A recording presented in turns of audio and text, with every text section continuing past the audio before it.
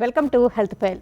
పక్షవాతానికి అనేక రకాల ఫిజికల్ డిజేబిలిటీస్కి, ఒక్కొక్కసారి మెంటల్ డిజేబిలిటీస్కి కూడా ప్రధానమైన కారణం బ్రెయిన్ స్ట్రోక్. బ్రెయిన్ స్ట్రోక్లో రెండు రకాలు ఉంటుంటాయి, ఇస్కిమిక్ అని, హెమరేజిక్ అని.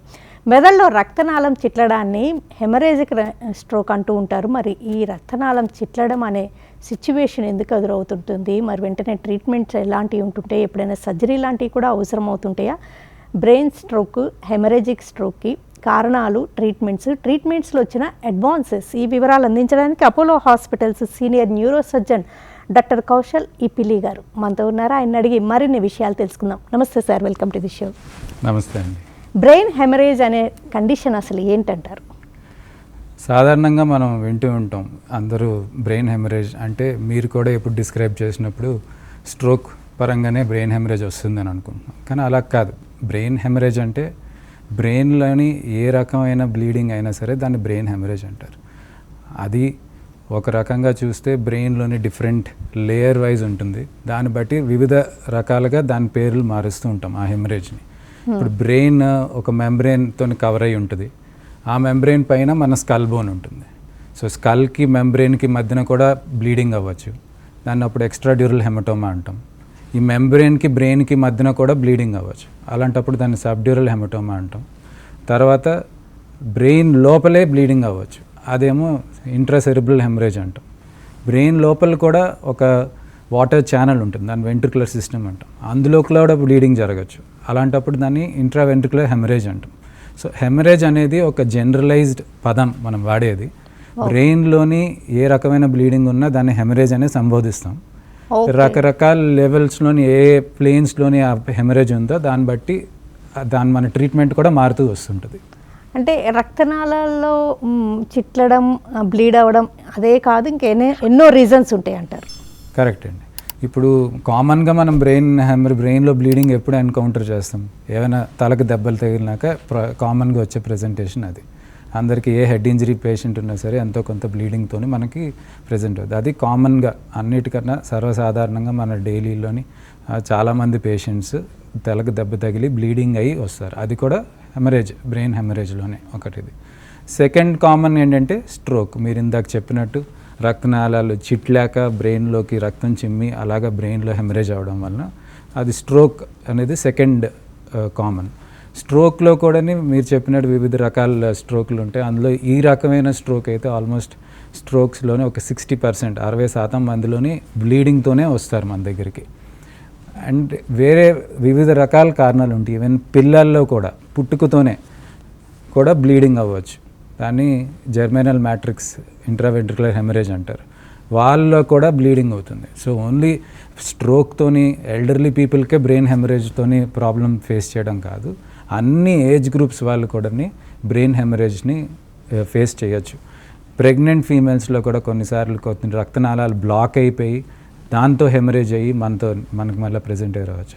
ఎస్పెషలీ ఫాలోయింగ్ ద డెలివరీ ఏమవుతుందంటే, డెలివరీ అవ్వగానే ఫస్ట్ నర్సింగ్ స్టేజ్ ఉంటుంది కదా, 6 weeks, ఆ స్టేజ్లో కూడా ఇలా హెమరేజ్ అయ్యే ఛాన్సెస్ ఎక్కువగా ఉంటాయి.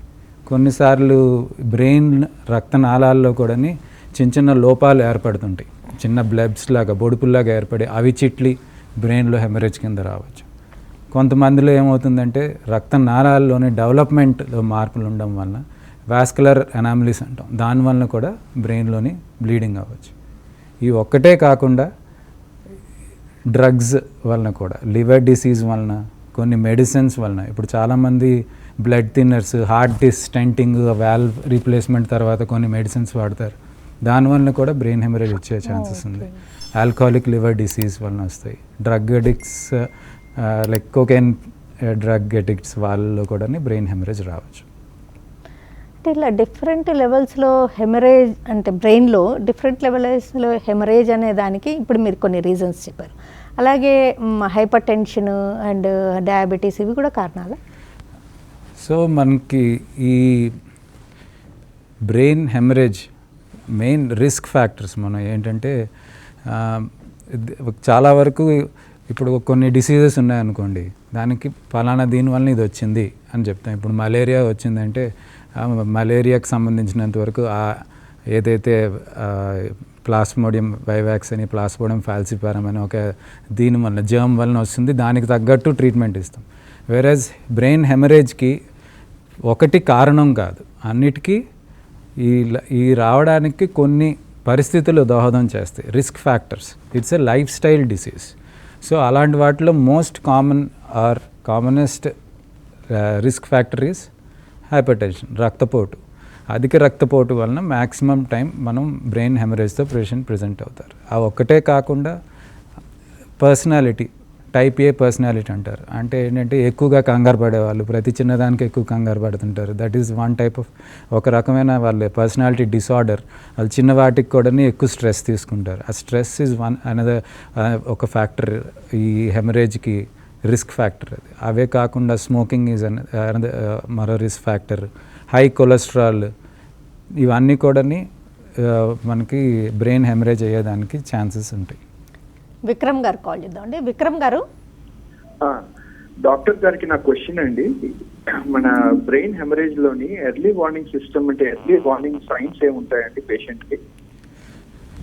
సార్ విక్రమ్ గారు మంచి ప్రశ్న వేశారు. ఇదేంటంటే చాలామందికి మన పాపులేషన్లోని అందరికీ అవేర్నెస్ పెరగాలని ఒక షార్ట్ ఫామ్ క్రియేట్ చేశారు, ఫాస్ట్ అంటారు, FAST. అంటే face, F for face. Face అంటే మన ముఖంలోని వంకర అవడం, మూతి వంకర అవడం. Arm, A for arm. Arm అంటే చెయ్యి లేకపోవడం, వీక్నెస్ వచ్చి. తర్వాత S అంటే స్పీచ్, మాటలోని తేడా రావడం, మాట ముద్దగా రావడం కానీ, మాట రాకపోవడం కానీ, ఏం మాట్లాడాలో తెలియలేకపోవడం కానీ అట్లా. T for time. టైం అంటే టైం యొక్క ఇంపార్టెన్స్ ఒకటి. రెండోది this is the time to call for help.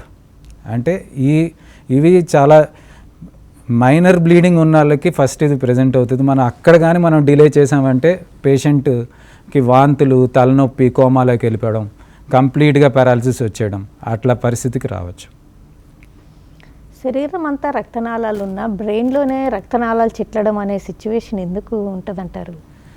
శరీరంలోని అన్నిట్లోని ఉన్నా సరే ఎక్కడైనా చిట్లొచ్చు. బ్రెయిన్లోని పర్సే ఏమవుతుందంటే బ్రెయిన్కి ఏదైతే సపోర్టింగ్ బ్లడ్ రక్తనాళాలకి సపోర్టింగ్ లేయర్ ఉంటుందో అది కొంచెం థిన్గా ఉంటుంది.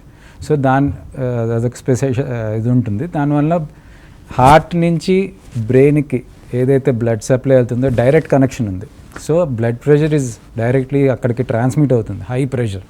సో అన్కంట్రోల్డ్గా బీపీ ఉందంటే, రక్తపోటు అధికంగా ఉంది అంటే మాత్రం రక్తనాళాలు చిట్లి బ్లీడింగ్ అయ్యే ఛాన్సెస్ చాలా హై ఉందండి. అందులో హైపర్ టెన్షన్ ఒక్కొక్కసారి ఈ బ్రెయిన్ స్ట్రోక్తో కూడా గుర్తిస్తూ ఉంటారండి. అంటే అప్పుడు దాకా వాళ్ళకి తెలవకపోవడం ఉంటుందంటారా? అంత గుర్తించలేని సిచ్యువేషన్ ఉంటుందా? ఎంత బీపీ ఉన్నప్పుడు ఇలాంటి కాన్సిక్వెన్సెస్ ఎదురవుతూ ఉంటాయి అంటారు? ఇది మీరు ఈ ప్రశ్న ఏంటంటే మనకి గుడ్డు మొదట ఇది అన్నట్టు ఉంటుంది. ఇప్పుడు బీపీ ఉన్న వాళ్ళకి స్ట్రోక్ వచ్చే రిస్క్ ఉంటుంది. స్ట్రోక్ అయ్యి బ్లీడ్ అయిన వాళ్ళలో కూడా బీపీ హై ఉంటుంది. సో రెండు కూడా ఒక రకమైన క్యాస్కేడ్ అంటాం. రెండు ఒకదానికి ఒకటి ఇంటర్ డిపెండెంట్. బ్రెయిన్లో బ్లీడింగ్ అవ్వడం వలన బీపీ బాగా పెరుగుతుంది. ఆ బీపీ తగ్గించకపోతే ఇంకొంచెం బ్లీడ్ అవుతుంది, మళ్ళీ బ్లీడింగ్ పెరుగుతుంటుంది. సో ఆ బీపీ రెండు కూడా ఇంటర్లింక్డ్. సో ఈ బీపీ అనేది తగ్గించకపోతే మనకి ఫర్దర్గా పర్మనెంట్ డ్యామేజ్ వైపు వెళ్ళిపోతాం. సో ఈ స్ట్రోక్ పేషెంట్స్కి ఫస్ట్ అండ్ ఫార్మోస్ట్ థింగ్ ఏంటంటే ఐడెంటిఫికేషన్. ఇప్పుడు నేను ఇందాక చెప్పాను, ఒక దీనితోనే మనం ఐడెంటిఫై చేయాలి. ట్రీట్మెంట్ అక్కడే మన ఇంటి దగ్గరే స్టార్ట్ అయిపోవాలి. అదేంటి అంటే బీపీ ఎంత తొందరగా మనం నార్మలైజ్ చేయగలిగితే అంత మంచిది. ఇంకోటి రెండోది మీరు అడిగింది ఏంటంటే ఏ బీపీ అయితే ఆప్టిమల్ అని. సో మనకి అమెరికన్ హార్ట్ అసోసియేషన్ ప్రకారంగా బీపీ 140 వరకు మెయింటైన్ చేయగలిగితే అది ఆప్టిమల్. ఇంకా ఫర్దర్ రిస్క్ క్యాస్కేడ్ అవ్వకుండా అరికట్టగలుగుతాం. అంటే ఎంత రీడింగ్స్ ఉన్నప్పుడు ఇలాంటి సిచ్యువేషన్స్కి దారితీస్తుంది అంటారు హెమరేజ్ అవ్వడం? 160, 180 మనం పేషెంట్స్ 200 దాటి కూడా బీపీ చూసాం మనం. కానీ 140 పైన ఉన్న ఏ రీడింగ్ ఉన్నా సరే రిస్క్ ఫ్యాక్టరే మనకి. అంటే ఈ బ్రెయిన్ హెమరేజ్కి అంటే ఎన్నో రకాల రీజన్స్ ఉంటాయని చెప్పారు కదండి. ఏ రకమైన రీజన్ అయినా గోల్డెన్ అవర్ ఒకేలాగా ఉంటుందా? బ్రెయిన్ హెమరేజ్ ఇప్పుడు నేను మీకు వివిధ రీజన్స్ అయితే చెప్పాను. స్ట్రోక్లోనైతే గోల్డెన్ అవర్ ఉంటుంది. గోల్డెన్ అవర్ ఇలాగా దెబ్బ తగలకుండా హెడ్ ఇంజరీ లేకుండా ఉండేదాన్ని స్పాంటేనియస్ హెమరేజెస్ అంటాం. సో మన హెడ్ ఇంజరీ అనే దాన్ని పక్కన పెడితే ఇలా స్పాంటేనియస్గా వచ్చింది దేని కారణమైనా సరే వీలైనంత తొందరగా ఆ బ్లడ్ ఏదైతే గడ్డ కట్టిందో అక్కడ అది తీస్తే బ్రెయిన్ లోపల ఉన్న ప్రెషర్ తగ్గుద్ది. దానివల్ల వచ్చే ఆఫ్టర్ ఎఫెక్ట్స్, దానివల్ల వచ్చే పర్మనెంట్ సైడ్ ఎఫెక్ట్స్ అవి తగ్గించేదానికి ఇది అవుతుంది. ఫస్ట్ 3 అవర్స్ అనేది ఎప్పుడైనా స్ట్రోక్లోని గోల్డెన్ అవర్స్ కింద మనం పరిగణిస్తాము. ఇప్పుడు ఆ గోల్డెన్ అవర్ అనేది 8 అవర్స్కి 24 అవర్స్లో కూడా మనం ఇప్పుడు మనకు వచ్చిన న్యూయర్ అడ్వాన్సెస్తోని ఆ స్ట్రోక్కి ట్రీట్మెంట్ చేయగలుగుతున్నాం విత్ గుడ్ రిజల్ట్స్. ఓకే, అంటే మెదడు రక్తం గడ్డగడితే రక్తం కరిగే మందులు ఇస్తుంటారు. ఇక్కడ మీరు ఎలా ఇస్తుంటారు ట్రీట్మెంట్? ఇప్పుడు ఒకవేళ రక్తనాళాలు బ్లాక్ అయ్యాయంటే అది బ్లాక్ అయ్యేదానికి కారణం ఒకవేళ రక్తం గడ్డకట్టి బ్లాక్ అయింది కాబట్టి మనం దాన్ని కరిగించే మందులు ఇస్తాం. ఇందులో ఆల్రెడీ రక్తం నాళాలు చిట్లిపోయి బ్లీడింగ్ అయ్యింది, ఆల్రెడీ హెమరేజ్ అయ్యింది. ఇందులో ఆ పద్ధతి అనేది ఉండదు, ఎందుకంటే ఇంకొంచెం బ్లీడ్ అవుతుంది ఒకవేళ అట్లా మందులు వేస్తే. సో మొదటైతే అది ఏ రకమైన స్ట్రోక్ అనేది మనం ఐడెంటిఫై చేయగలిగి ఉండాలి. అందుకు మొదట ఇమీడియట్గా సిటీ స్కాన్ చేసి అది బ్లీడ్ అయ్యిందా లేదా, బ్లీడ్ కాలేదు అంటేనే ఆ పద్ధతి మీరు చెప్పింది రక్తం గడ్డ కట్టింది కరిగించే మందులు అవి ఇస్తారు. బ్రెయిన్ హెమరేజ్ పరంగా చూస్తే మాత్రం డెఫినెట్గా మనం ట్రీట్మెంట్ ఎంత వీలైనంత తొందరలో మనం చేసుకోగలగాలి. ట్రీట్మెంట్ అంటే ఓన్లీ సర్జరీ అనే కాదు, మెడికల్ ట్రీట్మెంట్ కూడా చాలా అవసరం. ఫస్ట్ అండ్ ఫార్మోస్ట్ మనం చేసేది మెడికల్ ట్రీట్మెంటే. మనం ఆయనకి ఎవరైతే పేషెంట్ వచ్చారో ఫస్ట్ ఆయన ఓవరాల్గా బ్రీదింగ్ అది, హార్ట్ రేట్ ఎట్లా ఉంది, బీపీ కంట్రోల్లో పెట్టాలి. ఇవన్నీ సవ్యంగా ఉన్నా చూసుకొని ఫస్ట్ అది కంట్రోల్లో తీసుకున్న తర్వాత మనం ఏదైతే రక్తం గడ్డి కట్టిందో ఆ సైజ్ ఎంత ఉంది, ఒకవేళ 30 ml ఆర్ 3 సెంటీమీటర్ 3.5 సెంటీమీటర్ కన్నా పెద్దది ఉంది అంటే సర్జరీ చేయాలి. అంతకన్నా చిన్నది ఉంటే మనం మందుల ద్వారానే దాన్ని తగ్గించేదానికి ప్రయత్నం చేయవచ్చు. అంటే బ్లీడింగ్ ఆపాలి అంటే బ్లడ్ ప్రెషర్ని కంట్రోల్ చేయాలి. బ్రెయిన్ లోపల ఏదైతే రక్తమైందో చిమ్మిందో దానివల్ల వాపు వస్తుంది కాబట్టి వాపు తగ్గించేదానికి కొన్ని మందులు వాడతాం. అదే రకంగా ఫిట్స్ కూడా వచ్చే ఛాన్స్ ఉంటుంది కాబట్టి ఫిట్స్ రాకుండా మనం ప్రివెన్షన్ తీసుకునేడానికి మందులు పెడతాం. ఇన్ని రకాల మందులతోనే ఫస్ట్ ప్రయత్నం చేసేది. కానీ ఒకవేళ ఇంత ప్రయత్నం చేసినా సరే మందులతోనే అది కుదరట్లేదు. రెండోది బ్లడ్ ఏదైతే రక్తం గడ్డకట్టిందో బ్లడ్ క్లాట్ అంటాం కదా, అది బాగా పెద్దగా ఉంది, పెరుగుతూ ఉంది అంటే మాత్రం వీలైనంత తొందరగా మనం ఆపరేషన్ చేయాలి. టైమింగ్ ఎందుకు ఇంపార్టెంట్ అంటే అల్టిమేట్గా పేషెంట్ బతకడం ఒకటే కాదు, క్వాలిటీ ఆఫ్ లైఫ్ కూడా మనకి ఇంపార్టెంట్. కాబట్టి వీలైనంత వరకు ఎంత తొందరగా చేయగలిగితే అంత మంచిది. దాన్ని మనం ఫంక్షనల్ అవుట్కమ్ కింద పరిగణిస్తుంటాం. బ్రెయిన్ సర్జరీ అంటేనే కొంతవరకు సైడ్ ఎఫెక్ట్స్ కూడా వచ్చే రిస్క్ ఎక్కువ అని మీరే చెప్పే సర్జరీ చేస్తుంటారు. మరి హెమరేజ్కి చేసే సర్జరీ వల్ల సైడ్ ఎఫెక్ట్స్ ఉండవంటారు? ఇప్పుడు ఏంటంటే బ్రెయిన్ హెమరేజ్కి సర్జికల్ ఉండేది ఏంటంటే ఆ క్లాట్ తీస్తున్నాం మనం బయటికి. ఏదైతే మనం క్లాట్ అక్కడ బ్లీడింగ్ అయిందో ఆ బ్లడ్ క్లాట్ని మనం తీసి ఎక్కడి నుంచి అయితే బ్లీడింగ్ అవుతుందో ఆ సోర్స్ని మనం అరికడతాం. ఇక్కడ ఏంటంటే సర్జరీ వలన సైడ్ ఎఫెక్ట్స్ అనేదానికన్నా ఆల్రెడీ ఆ బ్లీడింగ్ అయ్యి ఏదైతే నరాల్ని డ్యామేజ్ చేసిందో దానివలన వచ్చే ఎఫెక్ట్స్ ఉంటాయి. ఆల్రెడీ అది జరిగిపోయి ఉంటుంది.